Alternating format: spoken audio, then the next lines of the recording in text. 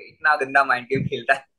But as a person वो बहुत प्यारा भी इंसान है, अपने गैंग मेंबर का रिस्पेक्ट भी करता है, इक्वल रिस्पेक्ट देता है, सबको इक्वल पोजीशन पे भी रखता है। दैट्स वाई पूरी गैंग उसके, 8 लोग थे उसकी गैंग में, सब उसकी बात सुनते थे। बंदे में कुछ तो होगा, लीडरशिप की पावर और मैनिपुलेशन की पावर, तभी सुनते होगे ना। भाई देखा जाए गौतम गुलाटी, रिया, प्रिंस नरूला, मैंने एक कंटेस्टेंट को कल ही पूछा था ये सवाल, और मैं तुमसे जानना चाहता हूं, देखना चाहता हूं तुम कितने सच्चे हो। रिया के बारे में एक चीज जो तुम्हें बिल्कुल नापसंद है, वो क्या है? रिया मैम प्रिंस सर के बारे में, मतलब उनके साइड से कभी पॉजिटिव क्यों नहीं बोलती, या उन दोनों के बीच में कभी क्यों बनी नहीं, रिया मैम और प्रिंस भाई की। मैं वही सोच रहा था, कुछ भी हो प्रिंस सर की टीम को टारगेट कर देती थी। अरे दूसरी भी गैंग उनकी तरफ भी देख लो, क्योंकि उन्हें, हमारी गैंग को टारगेट करेगी तो पहली गोली मेरी छाती पर ही आएगी ना। इसलिए वो पॉइंट थोड़ा कहीं ना कहीं मुझे हिट होता था, बाकी वो भी बहुत प्यारी है। मुझे अच्छा लगता है कि रिया मैम ने ये कहा प्रिंस के बारे में, ये हुआ, पर मुझे प्यारी लगती है एंड में। ये वो लाइन होता है, माने किसी के बारे में बोल दो बिंदास, बुराई कर दो और एंड में एक लाइन बोलो, बोलो ये इंसान जो है दिल का बहुत साफ है। हाँ, समझ रहे हो तुम? किसी की चड्डी उतार दो, किसी दोस्त की, अरे अपने भाई की चड्डी उतार दो वहां, और फिर एंड में बोलो, अरे भाई दिल के तुम बड़े अच्छे हो। मेरा काम ये है कि जख्म भी मैं दूंगा और मलहम भी मैं ही लगाऊंगा। अच्छा, प्रिंस की एक बात तो बिल्कुल नापसंद है, एंड में ये लाइन मत बोलना मुझे कि मुझे वो बहुत दिल के अच्छे हैं, ठीक है? अब दिल से बोलो एक बात। प्रिंस भाई की एक बात, टास्क परफॉर्म करने नहीं दिया। वो गन वाला टास्क जो था वो मैं परफॉर्म कर सकता था, क्योंकि मेरी हाइट भी छोटी थी और मैं तेज भी भाग लेता हूँ, तो वो क्यों परफॉर्म करने नहीं दिया। एंड सेकेंड थिंग, जब बात आती है इम्यूनिटी की, तो लाइक दो एंटरटेन टास्क हुए थे, एक सिद्धू वाला और एक पटियाला में जो कॉलेज का था, ड्रामा वाला, तो उसकी स्क्रिप्ट भी मैंने और प्रिंस भाई ने मिलके लिखी थी। इतनी मेहनत मैं कर रहा हूँ, टास्क भी मैं जीत रहा हूँ, फिर भी मुझे इम्यूनिटी नहीं दी जाती, विलियम्स भी मैं ही कमा के ला रहा हूँ, ये सारी चीजें ऑडियंस नोटिस नहीं कर रही, फिर भी हमने इम्यूनिटी मांगी भी नहीं। पहले टास्क में वाशिम और आशिका को दे दी, देन आफ्टर शिवेट टास्क में हार रहा था, फिर भी शिवेट को दे दी, और जो अच्छा परफॉर्म कर रहा है उसे पूछते भी नहीं।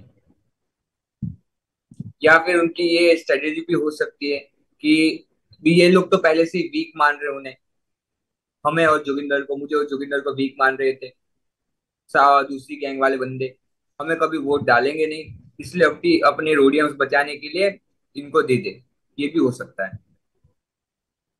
अब आखिरी गैंग लीडर दोस्त जो है गौतम गुलाटी, एक बात जो नापसंद है। गौतम सर की एक बात, नहीं, कोई नहीं। सदके जावा, रिया के बारे में बोल दिया, प्रिंस के बारे में बोल दिया, गौतम के बारे में एक चीज भी नहीं बोला। मैं क्या ही बोलूं, वो बहुत प्यारे इंसान है। ठीक है, फेयर इनफ। ये तुम्हारी फीलिंग और मैं बहुत रिस्पेक्ट करता हूं दोस्त। थैंक यू सो भाई मच। टफेस्ट थिंग क्या है रोडीज में, पॉलिटिक्स या टास्क? पॉलिटिक्स। टास्क से ज्यादा? हाँ, टास्क से अगर वोट आउट सर्वाइव कर गए तो टास्क में जीतो या ना जीतो, बस वोट आउट में सर्वाइव करना मेन है, क्योंकि वहां पे ऑडियंस वोट आउट होता नहीं। 30 जो लोग हैं वहां पे, 30 20 हो या 10 हो, उनके बीच में आपको उनके साथ अच्छे रिलेशन भी रखना है, अपना पॉइंट भी रखना है, डिबेट भी करनी है। ये सारी चीजें वोट आउट को ध्यान में रखने के लिए करनी पड़ती है। अगर आपने किसी के बारे में बोल दिया तो वो बंदा अपनी गैंग को बोल के आपको घर भेज देगा, सब चीजों दोस्त को। वो सॉरी सॉरी, कुछ कह रहे थे, बोलो बोलो बोलो। बस यही पॉइंट का ध्यान रखना है, बूट आउट सर्वाइव कर लो, बाकी जीत जाओगे। वो कौन से लोग हैं रोडीज 19 में जो तुम कहते हो इनकी शक्ल मुझे लाइफ में नहीं देखनी है, अभी बहुत हो चुका है, नहीं देखनी है?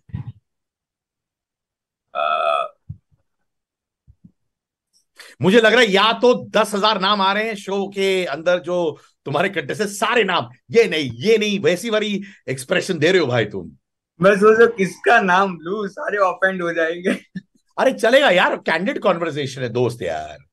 मैं शक्ल नहीं देखना चाहता हूँ पहली तो। तुम रोडीज करके आए हो दोस्त। मैं रूडीज करके आया हूँ, इसलिए मैं सोच रहा हूँ किसका नाम लूं। दिग्विजय, हाँ, और दिग्विजय है। और फिर अपना हो गया मैं नाम भूल गया यार, एक सेकंड। बहुत बहुत इमोशनल हो रहे हो, भावुक हो रहे हो। क्या नाम याद आ जाए एक बार उसका। I love it. ना उनसे मिलना नहीं चाहते हो पर नाम याद नहीं है। नाम, शक्ल याद है, नाम याद नहीं है। अरे वो लंबू सा है, कौन है वो? अरे सचिन, तुम सचिन उसको भाई। शो में मिलना नहीं चाहते हो, आई मीन रियल लाइफ में मिलना नहीं चाहते हो। लंबू है पर नाम नहीं याद रखे, तुम कैसे सचिन हो भाई। सचिन सचिन सचिन, रिया मैम की गैंग का सचिन। नाम क्यों नहीं याद रखा उसका। मैं भूल गया। या तो वो इतना अनइम्पॉर्टेंट है, या तो नहीं घंटा नहीं फर्क पड़ता है उसके प्रेजेंस के साथ कि तुमने उसका नाम भूला है। नहीं नहीं, फर्क पड़ता है, लेकिन अभी मैं चाय की चुस्की ले रहा था, एक चुस्की बाकी रह गई थी, तो नाम अंदर ही अटक गया। कब एक देख मार के ले, नाम। चुस्की मार ले और आवाज के साथ मार, चल आवाज के साथ मार, मैं भी मारता हूं चल। मैं तेरे से ज्यादा आवाज कर सकता हूं, देख ऐसे करते हैं। नहीं नहीं आई। अरे झूठा, ये देख। तो मैं भी ये तो कर सकता हूँ। ये टास्क मैं जीता, बताओ जियो सिनेमा के दोस्तों। आपको मिलती है मेरी तरफ से अहमदाबाद की सबसे फेमस मिठाई। चल खोल के दे। और ये मेरे व्यूअर्स के लिए है, जियो सिनेमा चैट वाले जो मेरे दोस्त है, मेरे भाई। अरे कंजूसी मत कर, हाथ से खिला भाई। ये तो ऐसे अतिथि देवो भव। अरे वाह, मजा आ और गया भाई। उसके इसके पैसे तो नहीं लोगे मुझसे। अरे नहीं नहीं, आपके घर पे भिजवाता हूँ 2-4 किलो मिठाई। आप रेगुलर कस्टमर हो जाओगे अगर आपने एक बार टेस्ट कर ली तो। तो सचिन को क्यों नहीं देखना चाहते हो वापस। सचिन भाई जो है वो बहुत झगड़ालू इंसान है। वो सही किस चीजों के लिए लड़ना ठीक होता है, गलत चीजों के लिए लड़ना बहुत गलत होता है। वो सही चीज के लिए लड़ता है या गलत चीज के लिए लड़ता है। कभी कभी ऐसा लगता है कि गलत चीजों के लिए लड़ता है, जैसे कि जोगिंदर के साथ उतनी बहस हो गई थी, उसमें बेचारी की कोई गलती नहीं थी। धक्का लग जाता है इंसान से, सॉरी से सॉरी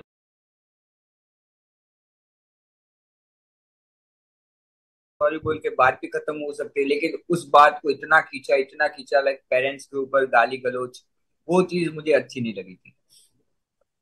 मुझे नहीं मालूम कि कौन सही है गलत, पर मैं हमेशा कहता हूं कि टशन होता है, झगड़े होते हैं, आई टू आई आपस में होनी चाहिए। फैमिली को इन्वॉल्व करना, माता पिता को इन्वॉल्व करना, दैट इज रॉन्ग, क्योंकि वो वहां पे है नहीं। लड़ाई झगड़ा करना है आपस में, डंके की चोट करो, सामने सामने करो, उसमें ज्यादा मजा है देन ऑल दिस। या आई नो मैन, सुन के बुरा लाइक लगा। ऑडियंस की नजरों में ऊंचा आने के लिए आप किसी को नीचा नहीं गिरा सकते।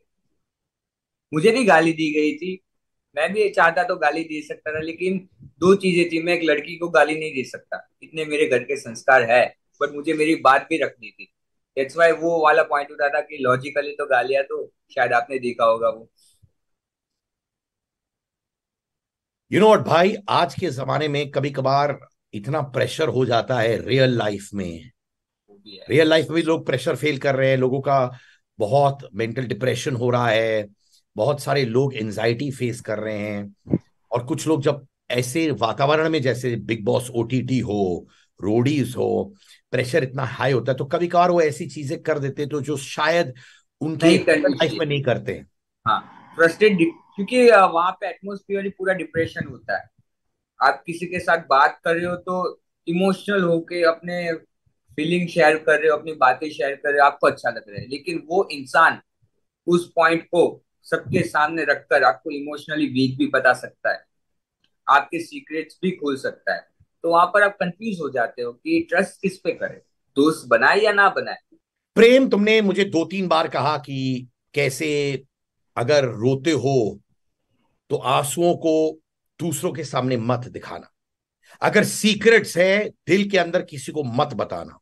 और ये तुमने बार बार जिक्र किया है, यानी कि तुम बहुत चीजें बोलना चाहते हो, और जब इमोशनली वनरेबल रहते हो तुम दिखाना चाहते हो, पर तुम्हारे अंदर ये बात बैठ गया है कि मैं ये चीजें नहीं दिखा सकता हूं। रोडीज में हो मेरे भाई, या फिर रियल लाइफ में, वो कौन सी बात थी जो तुमने किसी को बताई, अंदर की बात थी, और बाद में तुमने रिग्रेट किया, या तुम्हारे मुंह पे फेंकी गई, या वही बात दूसरों को सुनाई गई थी बाय दैट वन पर्सन? मेरे साथ ऐसे दो इंसिडेंट हुए थे रियल लाइफ में। रोडीज में तो ऐसा कुछ नहीं हुआ, वहां पे लोग बहुत ही प्यारे थे। बट रियल लाइफ में हुए जो मेरे दोस्त थे, मतलब जो एक ही थाली में रोज खाना खाते थे, वैसे फैमिली टाइप के दोस्त बन गए थे। उनको मैं अपना एटीएम कार्ड तक दे देता था, वैसा वाला बॉन्ड था। बट मेरी जो पर्सनल बातें थी, मेरी पर्सनल प्रॉब्लम थी, मैंने उसको शेयर किया उन लोगों के साथ।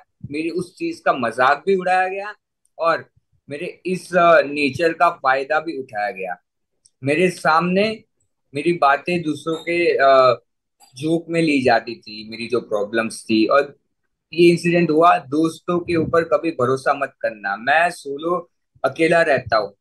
मेरे लाइफ में सिर्फ गिन चुन के जितनी उंगलियां हैं उतने ही मेरे दोस्त हैं, और उतने काफी है। बाकी सब वाहियात जान दो।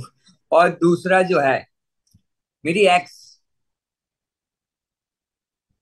उसको मैंने जो जो चीजें बताई, उसको तोड़ निचोड़ के जो जो उसने पॉइंट रखे दूसरों के सामने, भाई साहब क्या बताओ। अगर उसको आप टूडीज में भेजोगे तो वो गैंग लीडर को भी वोट आउट कर दे, इतनी खतरनाक है। तुम ये जो लड़की के साथ रिश्ते में कितने साल के थे भाई? एक, क्या ऐसी गड़बड़ी हुई, अगर तुम बताना चाहते हो? नहीं गड़बड़ी तो कुछ हुई नहीं, उसके फॉलोअर्स बढ़ गए बस। तो माने उनके उसके फॉलोअर्स बढ़ गए तो उसने तुम्हारे साथ रिश्ता तोड़ दिया? हाँ। यू आर किडिंग मी, उसके फॉलोअर्स बढ़े तो तुम्हारा ये कुछ लोग होते हैं ना, मतलब टाइप के, इतना इतना है, इतना मिल जाए उसके बाद निकाल के फेंक दो। यानी कि तुम कह रहे हो तुम्हारी एक्स गर्लफ्रेंड ने तुम्हारा इस्तेमाल किया? यस। क्या तुम उनसे इमोशनली इन्वॉल्व थे, एक फ्यूचर सोच रहे थे उनके साथ? फ्यूचर सोच भी लिया था मेरे, लाइक घर वालों को पता था। मैं उसकी फैमिली साइड से भी उसको सपोर्ट दिला रहा था। बट क्या करें, जो चीजें डिजर्व नहीं करते कुछ लोग, उनको अब वो इम्पोर्टेंस दे देते हो, वो लाइफ में जगह दे देते हो, तो वहां से धक्का ही मिलेगा आपको। क्या शादी करना चाहते थे उनके साथ? या क्योंकि मैं गर्लफ्रेंड बॉयफ्रेंड के रिश्ते में बिलीव ही नहीं करता। हम डायरेक्ट ओल्ड स्कूल टाइप के लड़के हैं। एक लड़की मिल गई बहुत हो गया। क्या ये राजा की तुम्हारी सिर्फ एक ही रानी होती है। ये पहली गर्लफ्रेंड थी? हाँ पहली की, पहली मतलब जिंदगी में पहली। बेस्ट फ्रेंड भी बोलो, फीमेल फ्रेंड भी बोलो, गर्लफ्रेंड भी बोलो, यही थी। और क्या एक दिन वो तुम्हारे सामने आके बोली, कुछ तो कारण दिया होगा, सामने आके बोली कि देखो रिश्ता वर्कआउट नहीं कर रहा है क्योंकि तुम ऐसी हो, मैं ऐसी हूं, कुछ कारण तो दिया होगा? ऐसा थोड़ी बोला होगा कि मेरे फॉलोअर्स बढ़ गए तो तुम टाटा बाय बाय। बहुत कारण थे, एक थोड़ी था, बहुत कारण थे। वो ऐसे बता नहीं सकता मैं। वो आपने सुना होगा कि अगर नाम लूंगा तो मोहब्बत बदनाम हो जाएगी, उस टाइप का सिनारियो है। मैं नहीं चाहता कि तुम नाम बताओ, और मैं पूछूंगा भी नहीं उनका नाम। बट ये बताओ, जब ब्रेकअप हुआ था, बहुत बड़ा हार्ट ब्रेक हुआ था, डिप्रेशन में गए थे? थोड़ा बहुत सदमे में था। लाइक 2 मंथ्स हॉस्पिटल में था मैं। पूरे 25 किलो का हो गया। बीमारी भी बीमारी भी हो गई थी। और मैं सोच रहा था चलो कुछ भी हो, एज अ ह्यूमन तो आप एक बार पूछने आओ कि कैसे हो, वो भी चलो आया नहीं। बट उस चीज से मुझे बहुत मोटिवेशन मिला, क्योंकि सेम मेरे दोस्तों ने भी तभी मुझे छोड़ दिया था। तो तभी से लाइफ का टर्निंग पॉइंट चालू हो गया कि भाई अकेले ही रहो, अकेले सही हो बस। मोटिवेशन में लिया इन सारी चीजों को, डिमोटिवेट हुआ नहीं। अभी जो मेरा नेचर है, वो कहीं ना कहीं इन लोगों की वजह से ही मेरा नेचर है कि लाइफ में कुछ भी हो हंसते रहो। और हंसाते रहो। बस दिल से किसी के साथ रिश्ता मत रखो। नहीं नहीं, ऐसा नहीं है मेरे दोस्त। मैंने लाइफ में बहुत कुछ देखा हुआ है। जब सही लड़की आती है सामने ना, तो तुम्हें पता भी नहीं चलेगा, और ऐसा ऐसा अफेयर होगा, इतना मोहब्बत होगा, इतनी दोस्ती होगी कि पुराने जो बुरे रिश्ते होते हैं वो सब भूल जाओगे तुम। भाई तुम अस्पताल में जब थे, किसके लिए थे? मतलब मुझे अल्सर कोलाइटिस नाम की बीमारी है, जिसमें आपका, जब आप बीमार होते हो तो आपका वेट डिक्रीज ही होता जाता है, बहुत गंदा डिक्रीज हो जाता है। मैं 60 kg का था और 25 किलो का हो गया, सोच सकते हो आप। और ना ही मैं कुछ खा सकता था उस दौरान, और तभी मुझे निमोनिया भी हो गया था। दो चीजें एक साथ हो गई थी। डॉक्टर को समझ में नहीं आ रहा था क्या हुआ। एक महीना बीमारी पता चलाने में लगा और दूसरा महीना बीमारी टालने में लगा। और क्या उस मैं, दौरान तुम्हारी ये एक्स गर्लफ्रेंड ने तुमको फोन किया या तुमसे मिलने आई थी कि तुम्हारी तबीयत खराब है और तुम अस्पताल में हो, वो आई थी? नहीं, वो बिजी थी ना उसके नए बॉयफ्रेंड के साथ। तो रिश्ता टूटने के तुरंत बाद एक नया बॉयफ्रेंड आ गया? आ गया। क्या ये हाँ बॉयफ्रेंड? ही, बेसिकली था ही। रिश्ते में सिर्फ 3 लोग थे, हम रिलेशन में 3 लोग थे। वो, मैं, और उसका बेस्ट फ्रेंड। तुम्हारे बेस्ट फ्रेंड को बॉयफ्रेंड बना लिया? नहीं, मैं, मेरी गर्लफ्रेंड और उसका बेस्ट फ्रेंड, हम 3 लोग रिलेशन में थे। कड़कड़ाती धूप में 25 किलोमीटर दूर मैं अपनी बाइक लेके उसको उसकी सहेली के घर पे ड्रॉप करने जाता था, ताकि वो चैन से पढ़ सके। पर हमें क्या पता था, जिस सहेली के घर वो जा रही, वो सहेली ने सहेला है।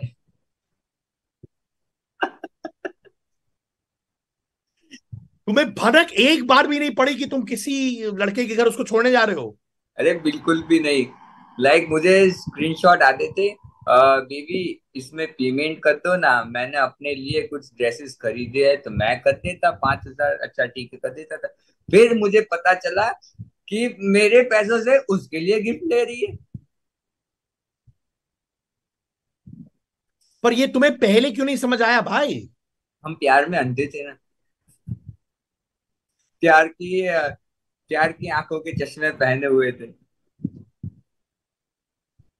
कभी उनको कन्फ्रंट किया तुमने कि यार तुम्हारे पास एक बॉयफ्रेंड था, ये मुझे लग रहा है कि ये बॉयफ्रेंड हमेशा था, तो यानी कि वो तुम्हें टू टाइमिंग कर रही थी, तुम भी थे और वो भी था?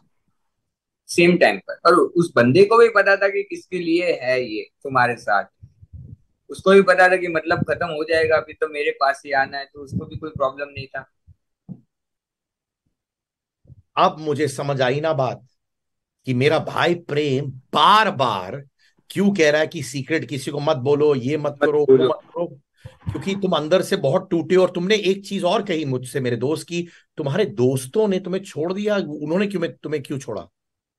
कुछ दोस्त ऐसे होते हैं जो बुरा वक्त आने पर आपके साथ रहते हैं, और कुछ दोस्त ऐसे होते हैं जो आपके बुरे वक्त में ही आपको टाटा बाय बाय पूछ के चले जाते हैं।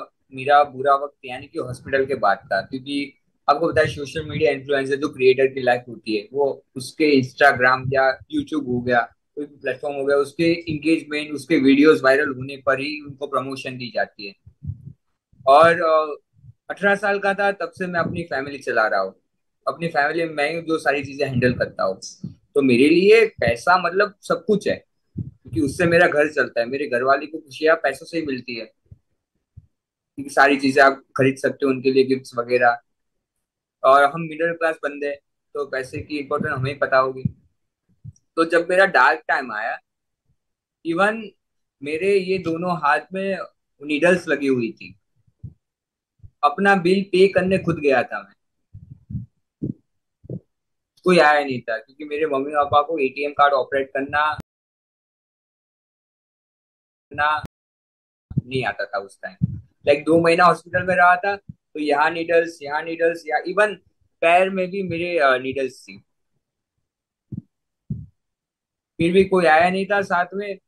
फिर जैसे तैसे करके हॉस्पिटल का बिल पहले भरा, उसके बाद सारी नीडल्स निकाली, क्योंकि उनको लगता था भाग जाएगा, तो सारी नीडल्स निकाली। खून खून था पैर में पूरे।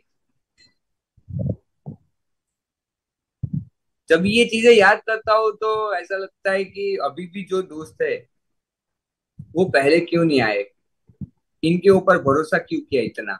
कुछ कुछ लोगों के तो पूरे कैरियर बना के मैंने दिए, और वही लोग मेरे घर पे गुंडे मारने के लिए भेज रहे, किसी भी बसर में मेरा नाम डाल रहे, मेरे कैरेक्टर पे सवाल उठा रहे।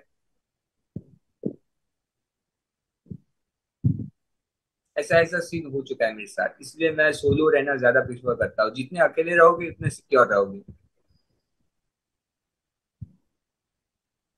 ये कितने साल पहले हुआ था तुम्हारे साथ? अभी 2 साल पहले। मैंने रीसेंट चीज है ये। सन चीज है। रोडीज पे भी मैं रहा हूँ, तो मैंने ज्यादातर अकेला रहना प्रेफर किया है। ये सब जब तुम पर बीती है, तुम फनी कैसे रहते हो? तुम अपने आप को फनी प्रेम कहते हो ना। ये लड़का जो जोक करता है, फिर जोक्स कैसे करते हो जब अंदर इतनी सारी चीजें हुई हैं तुम्हारे साथ? आदमी वही कहलाता है ना जो जख्म खा के भी मुंह पे मुस्कान रखे।